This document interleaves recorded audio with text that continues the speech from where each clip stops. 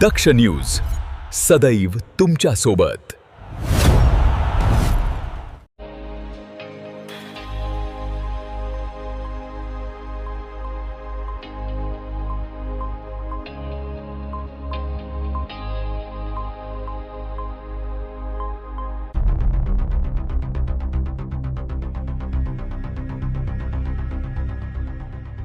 नाशिकमध्ये पुन्हा एकदा गोळीबाराच्या घटनेने खळबळ उडाली आहे।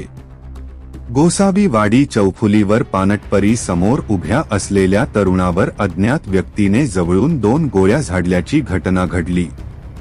या हल्ल्यात गंभीर जखमी झालेल्या तरुणाचा उपचारादरम्यान मृत्यू झाला आहे। गोसावी वाडी चौफुलीवर आज संध्याकाळी ही धक्कादायक घटना घडली। पानटपरी समोर 32 वर्षीय सुमित अरुण पगारे उभा असताना एका अज्ञात व्यक्तीने त्याच्यावर जवळून 2 गोळ्या झाडल्या। गोळ्या थेट पोटात लागल्याने सुमित गंभीर जखमी झाला। त्याला तातडीने जयराम हॉस्पिटलमध्ये दाखल करण्यात आले, मात्र प्रकृती गंभीर असल्याने पुढील उपचारासाठी त्याला नाशिकमधील खासगी रुग्णालयात हलवण्यात आले। उपचार सुरू असतानाच सुमित पगारे याचा मृत्यू झाला।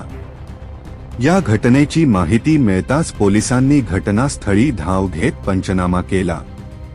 हल्लेखोर कोण होता आणि गोळीबारामागचे नेमके कारण काय याचा तपास पोलिसांकडून सुरू आहे।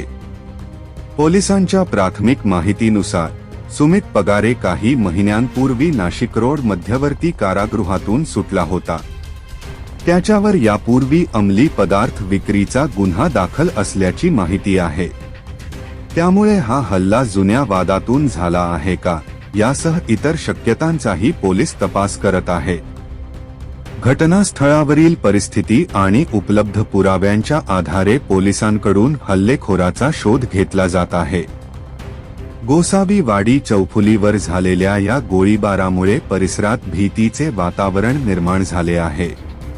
दरम्यान हल्लेखोराचा शोध घेऊन या घटनेमागचे नेमके कारण समोर आणण्याचे आव्हान आता पोलिसांसमोर आहे।